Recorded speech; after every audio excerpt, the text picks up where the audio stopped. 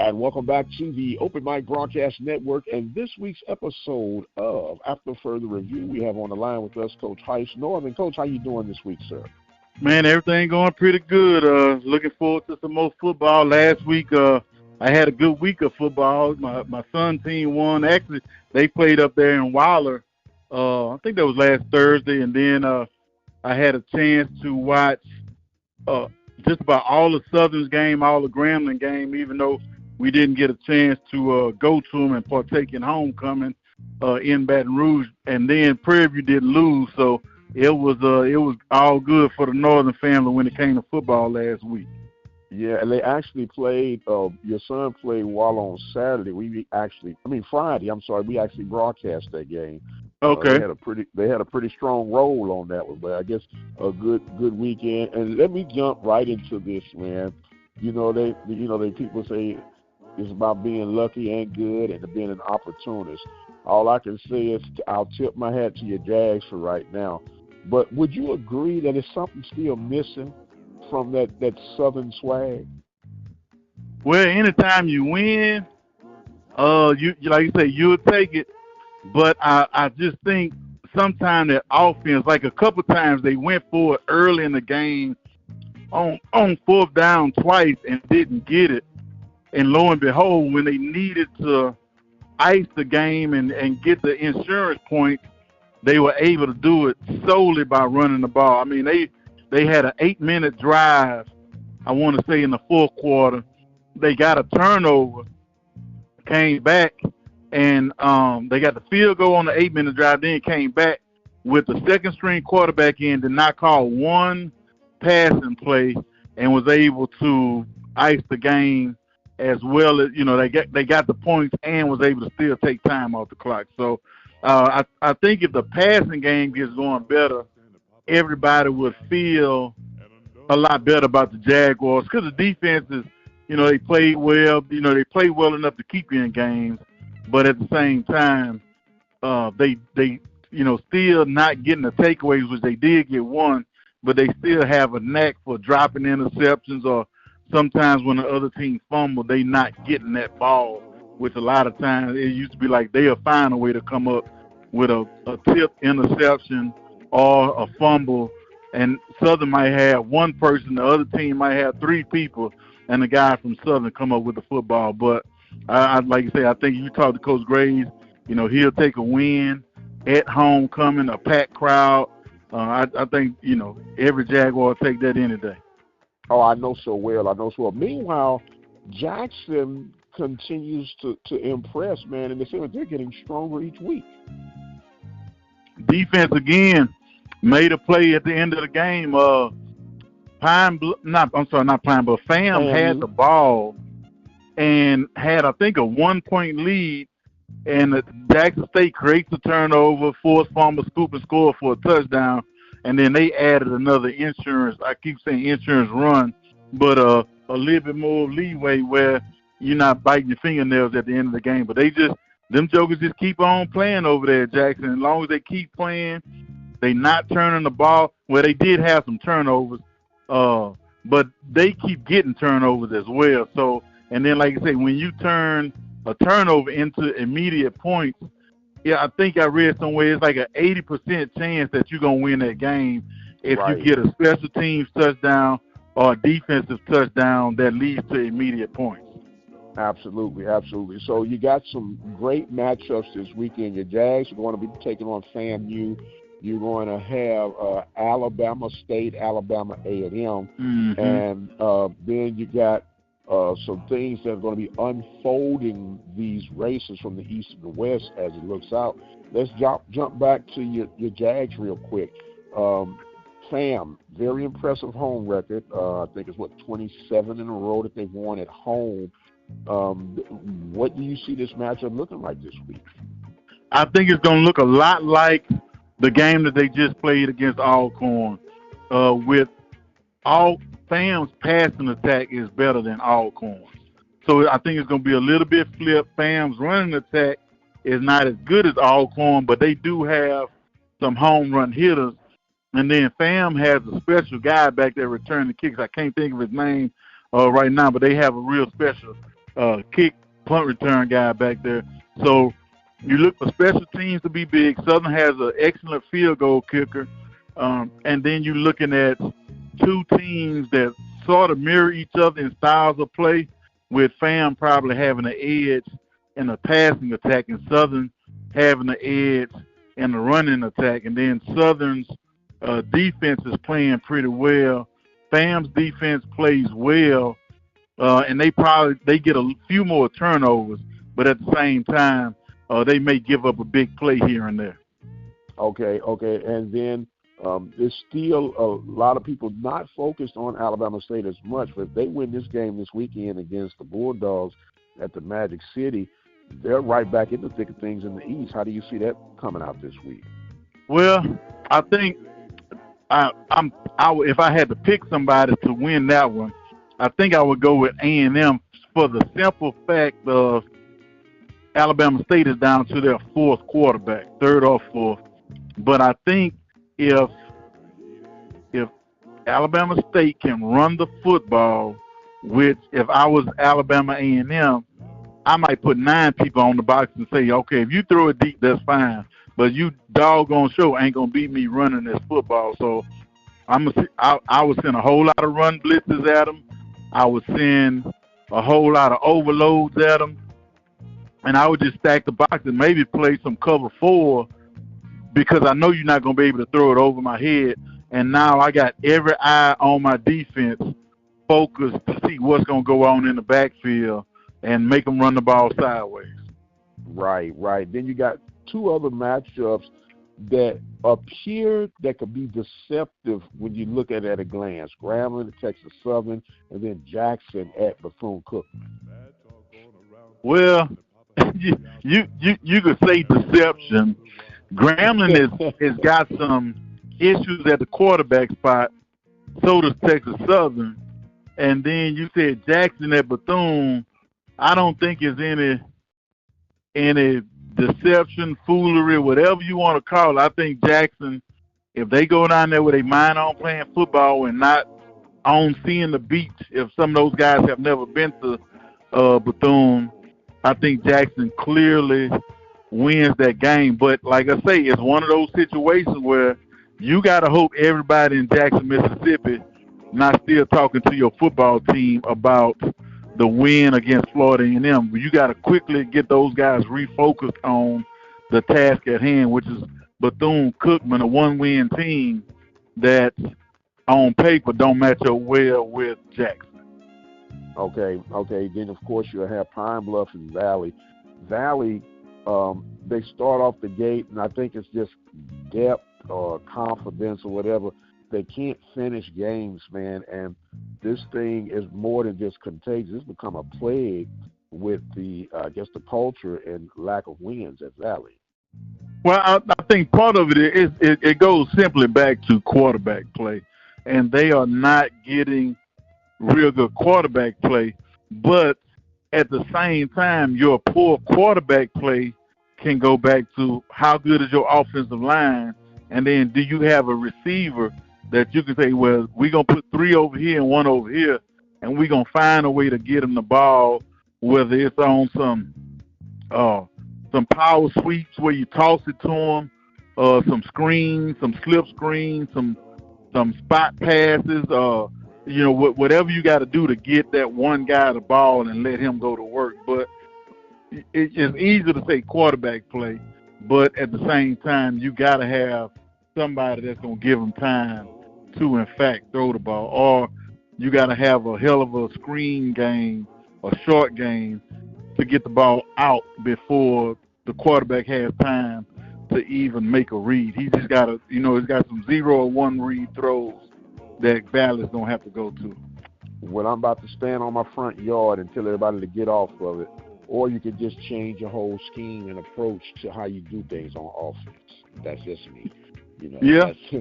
Because like I said, everybody wants to run that spread, but if you got a donkey in a thoroughbred race, you're gonna come up short every time. Yeah, Valley got to make the game ugly. That's what I would say. They have to make it to where, and it's gonna sound crazy, almost where we gonna run this football come hell or high water. Even if we have to go to some more of an option look, some split back, we're going to run some power, some trap. We're going to go old school to something that people not used to defending, and that's going to give us an advantage because people not used to playing against almost like Nevada offense when they had Colin Kaepernick. It was not the flex bone, but they did a lot of wide over, a lot of power type of runs with the offensive line. They might have 3 offensive linemen on one side, and a tight end would actually play tackle on the backside. But they did a lot of things out of that.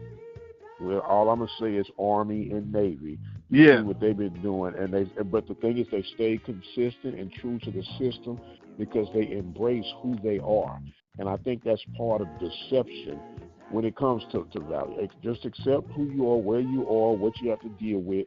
You still have football, and you still got people who will be interested to come to play football. Find those that fit that system, man, and build from there. Meanwhile, I'm going to address the elephant in the room. My beloved Panthers got homecoming this week. You're coming off a bye week, and I know when you lose like you lost on national television against Pine Bluff, that bye week seems extra long. We had a chance to talk with Coach McDowell. They've gone to the lab, as they like to say, and they've address some things, and apparently we should see some different looks this week. When you go back to your old coaching days, coming off a disappointing loss and a devastating loss to even add, what's the main thing that you're focused on during that bye week leading to this week? Well, number one is trying to get some rest for the guys and your coaches. So you might throw in an extra off day somewhere early during the week so that Monday or Tuesday that normally would be a practice day, you may give them that day off. You may give your guys that Friday off, and you give your coaches some time to go do some local recruiting as well. And I can speak to this. Adam is playing at Brisbane High School. I've seen coaches from Prairie View at a couple of their games when they played at the Berry Center, stuff like that. So, I know they're getting out on the road some. The other thing is just getting that rest and then just being positive. You hoping your guys not missing the weight room or making excuses. As a coach, you're going to be a little bit more positive at practice because that's a tough haul. You think, first of all, they had to ride back from Arkansas after a loss on a Thursday or Friday night. The other thing is then you go to a bye week so that taste lingers in your mouth, which sometimes it's good to linger, but at the same time you have to move forward. So the number one is getting some rest, getting some I heard Coach talk about some self-scouting done. That's another big thing where you can look and see, okay, is there anything that we are doing that's tipping our hand?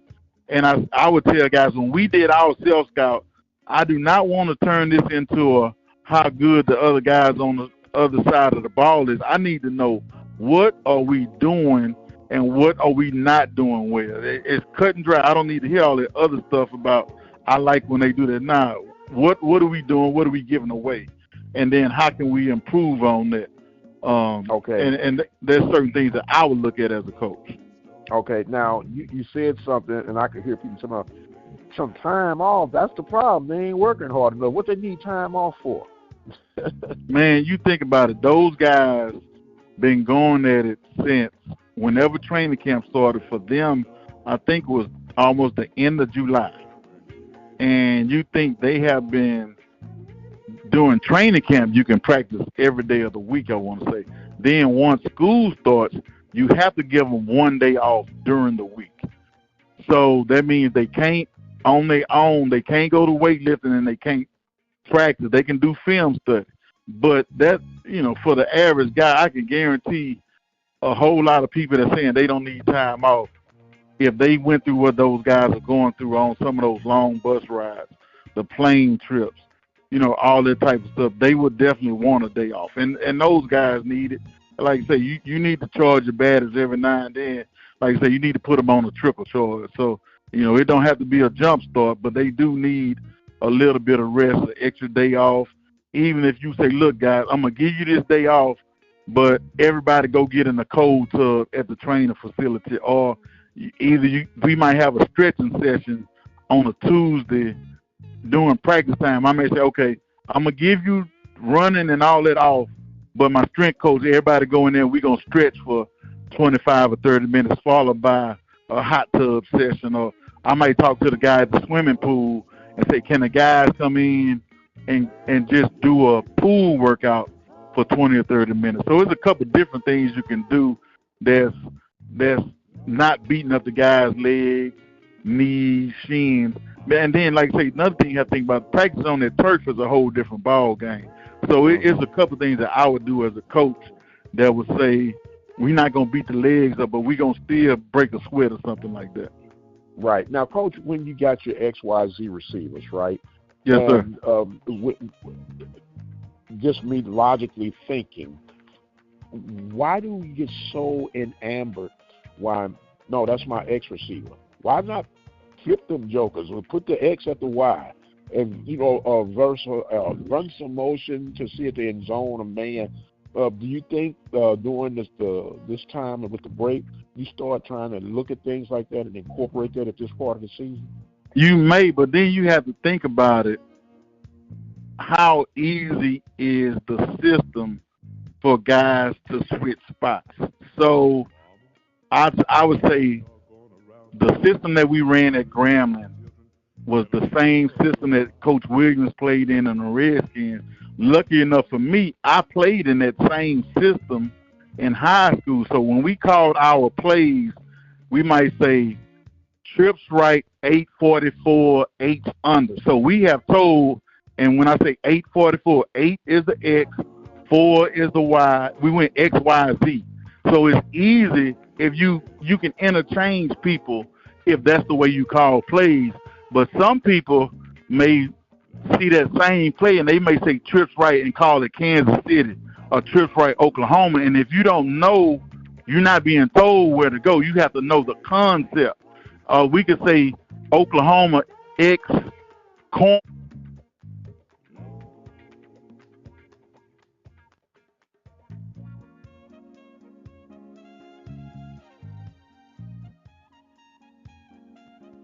Okay, seems like we lost Coach Northern for a moment here. Hopefully he'll call back.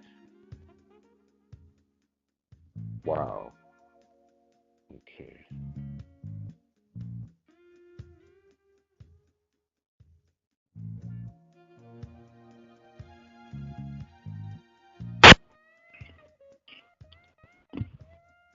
Okay, we had us a little hiccup, but go ahead, Coach, when you was explaining the routes. Okay, so the route tree or the concepts, if you're a concept-based offense where you calling the name, Shirley or something like that, you may give it a female, male name or Kansas City, like I said.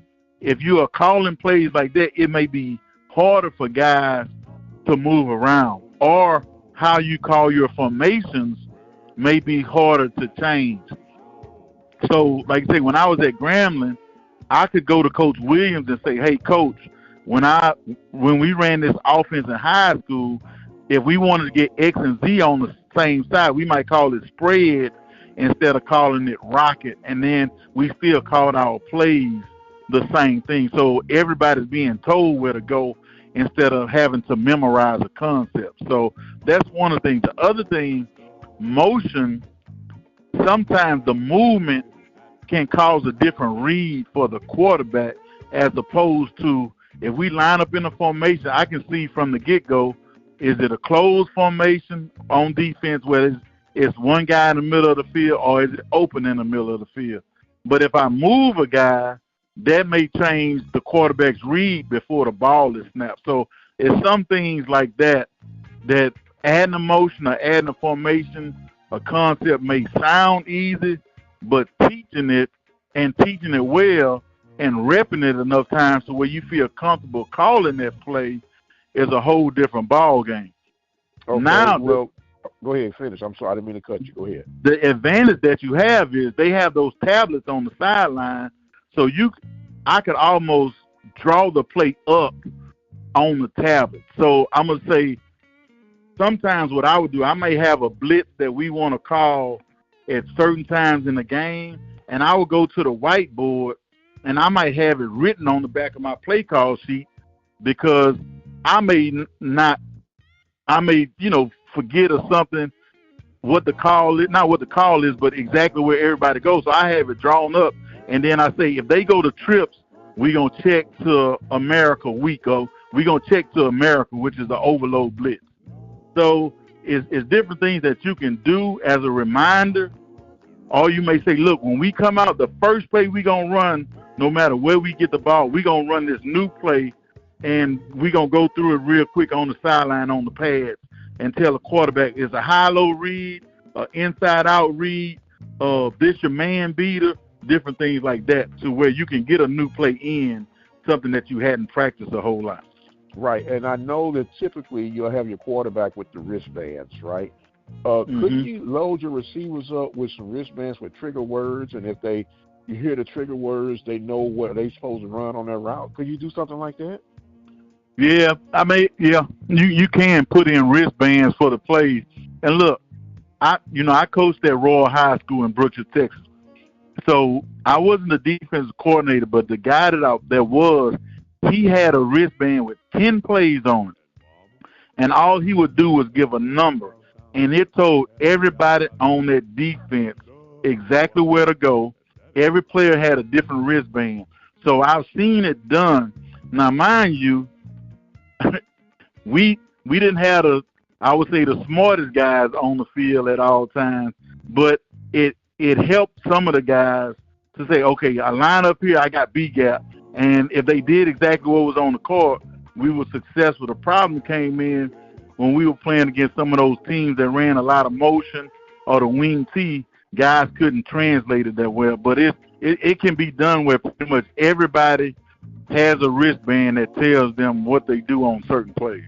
But that's what I said. That seemed like that would be a low-tech but highly effective way of mixing and matching things. And I guess maybe I'm sounding a bit desperate right now as a fan, and just, wanting to see the success that we know that these guys are capable of reaching.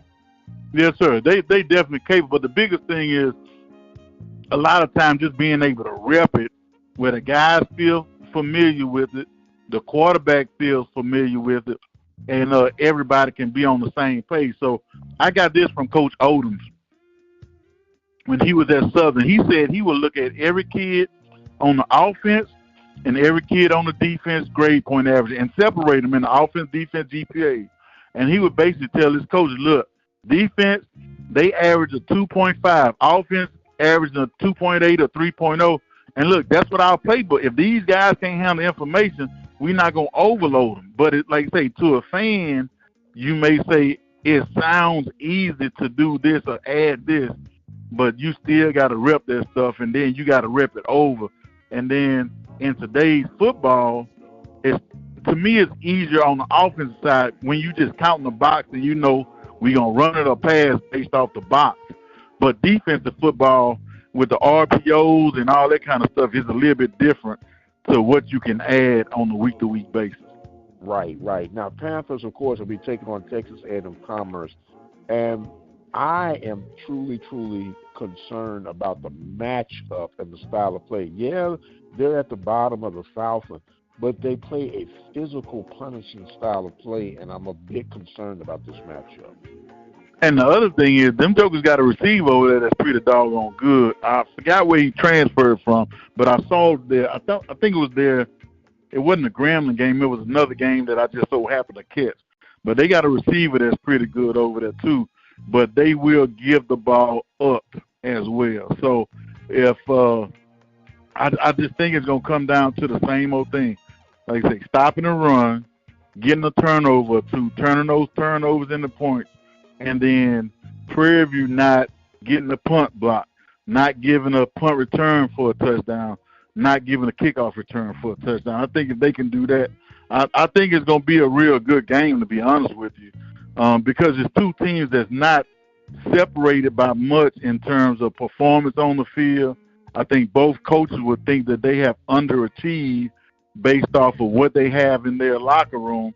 But I think it's going to be a good game. And I've been telling people, I text my old players and, people that feel, hey, man, you coming to the game.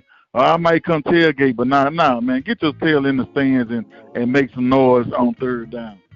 Right. Well, that's been our battle cry, not just for this week, but for the whole season. I don't care if it's only 5 of you in the stadium, but the 5 that's in there, let's act like you came to go to a football game and not to a museum observation. And let's go in there and be a part of the environment, of the atmosphere to create a football game and a wonderful game day experience. The Panthers will be hosting the Lions of Texas A&M Commerce this weekend, homecoming 2024 for the Prairie View A&M University Panthers. You get a chance to listen to the Panthers in action here at the Open Mic Broadcast Network. Coach Northern and crew will be there ready to do your thing. Coach, you been having fun with these broadcasts, man? Yeah, man, I like getting up there talking the game, and then the funny thing about it, so we are not. I'm gonna leave some of this alone, but we are not in the press box at some of the games. But it's a couple of guys that come and stand behind where we doing the game that are entertaining to me because you can tell they know and play football, and they will ask us questions like we not calling the game. Everybody, what you think about this? Or, you may get a tap on the shoulder. They may be talking about what's going on or what happened with this call and that call. But, I thoroughly enjoy it. Like I say, that's where I want to end up is calling games for the SWAC or Prairie View Southern, however it goes, HBCU Go Sports. But I'm having a good time doing it.